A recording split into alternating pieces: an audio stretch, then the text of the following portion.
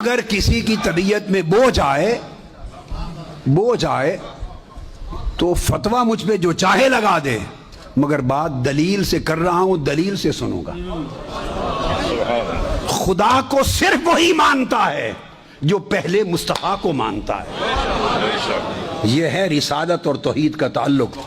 توحید اس کی وحدانیت اور اس کا ہونا نہ کسی نے دیکھا، نہ سنا، نہ چکھا، نہ چھوا۔ وہ تو نہ محسوسات میں سے ہے، نہ معقولات میں سے ہے، نہ حواس اس کی خبر دیتے ہیں، نہ عقل خبر دیتی ہے، نہ وجدان اس کی خبر قطعی دیتا ہے، قطعی خبر۔ تو انسان کا علم تو فارغ ہو گیا۔ آپ نے آنکھ سے پوچھا وہ ہے، اس نے کہا میں نے تو دیکھا نہیں کبھی۔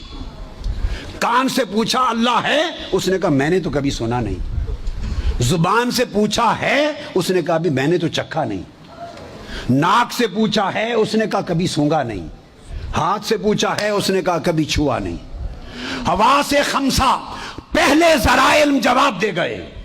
عقل سے پوچھا، میں تفصیل میں نہیں جاتا، حواس خمسہ باطنی عقل کے سارے ذرائع جواب دے گئے کہ نہ میرے تخیل میں کبھی آیا، نہ میرے تصور میں کبھی آیا، نہ وہ حصے مشترک میں کبھی آیا، نہ میرے وہم میں آیا، نہ خیال میں آیا، تو میں تو نہیں جانتا کہ ہے یا نہیں۔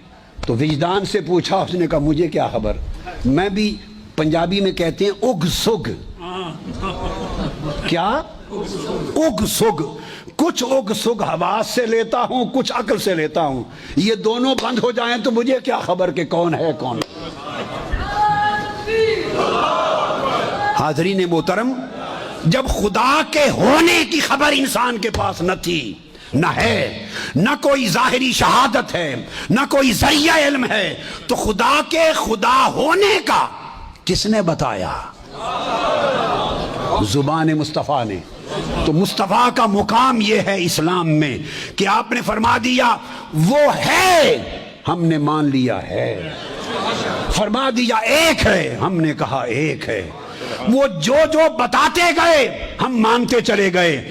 ارے ایمان کا مطلب یہ ہے کہ مصطفیٰ کو مانو، پھر جو منواتے جائیں مانتے جاؤ، جو چھڑاتے جائیں چھوڑتے جاؤ۔ اگر یہ ماہیت آ گئی تو اس کو ایمان کہتے ہیں۔ اگر یہ ماہیت اور کیفیت نصیب ہو گئی اس کو ایمان کہتے ہیں۔